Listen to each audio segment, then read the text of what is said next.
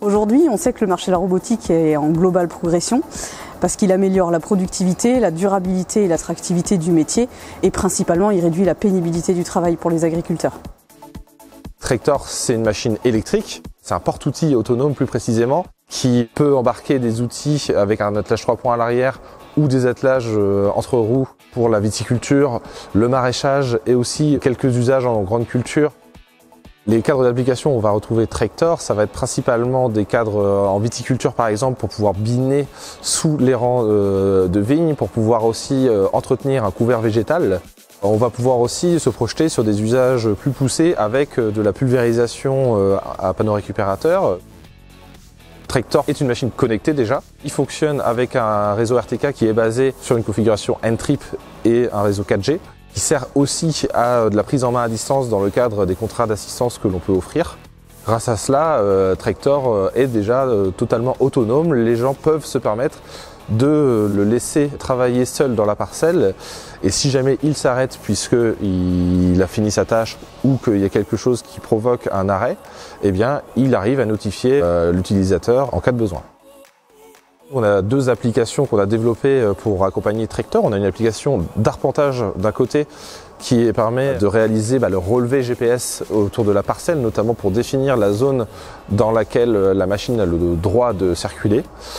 Et aussi, on a une application qui permet de configurer les cultures sur lesquelles on veut agir, de configurer aussi les outils que l'on a montés sur la machine pour très facilement faire de la gestion de tâches de travail, envoyer la machine au champ, faire des demandes d'assistance aussi envers son concessionnaire ou son constructeur.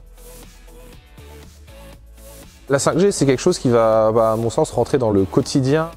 Il y a deux points très importants qui sont attendus par tous les outils connectés qui vont rentrer dans les exploitations agricoles demain.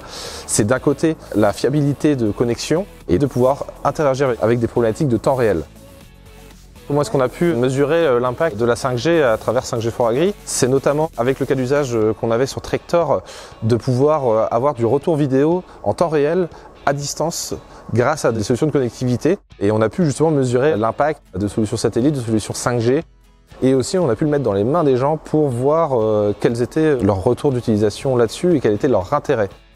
Et puis, on a pu aussi mettre Trector avec plein d'autres outils connectés à l'intérieur d'un dôme 5G pour justement voir qu'avec une multitude d'appareils connectés dans un dôme 5G, les connexions restaient suffisamment stables pour qu'on puisse l'utiliser dans un cadre professionnel. Le cas d'usage qu'on a utilisé sur 5G for Agri, c'est d'utiliser justement Trector et de le lier grâce à la 5G à un outil de prise de décision en ligne qui est Mes Parcelles. Mes Parcelles, c'est un outil pour faire toute la traçabilité des interventions sur les parcelles et puis la gestion aussi technico-économique. Il y a deux intérêts en fait pour l'agriculteur. Le premier intérêt, ça va être de surveiller ce qui se passe sur la parcelle en temps réel, donc de faire le monitoring, de voir exactement où est le robot, comment il travaille et son évolution dans la parcelle. Le deuxième intérêt, ça va être de récupérer les données du Trector une fois qu'il a fini de travailler pour en fait créer automatiquement une intervention dans Mes Parcelles sans avoir besoin de faire une double saisie. C'était un test avec un prototype qui a été développé et donc la prochaine phase, ça va être effectivement de consolider en fait tous les développements qu'on a fait. C'est vrai que la 5G, c'est beaucoup de puissance, beaucoup de données, mais la 4G normalement est suffisante pour faire ce travail-là.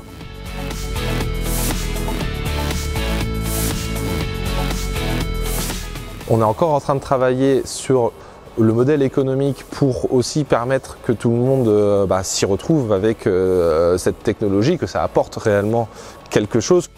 Aujourd'hui, les solutions de connectivité, on l'a montré par 5G for Agri, elles existent. Et donc désormais, là où on va se projeter, c'est tous les cas d'usage que l'on va pouvoir en faire. Donc c'est-à-dire toutes les solutions logicielles numériques, cloud que l'on veut, pour notamment à la fois piloter les actions des outils, mais aussi piloter la prise de décision autour de ce qui se passe dans nos cultures. Avec des perspectives sur l'intelligence artificielle que l'on connaît à peine aujourd'hui, mais qui sont déjà assez époustouflantes, eh bien, à partir d'images prises sur les cultures, avoir des prises de décision instantanées sur dans quel état sont les cultures en termes de maladies. Et c'est là qu'il y a vraiment un modèle à construire et qui soit vertueux pour aider à numériser nos exploitations.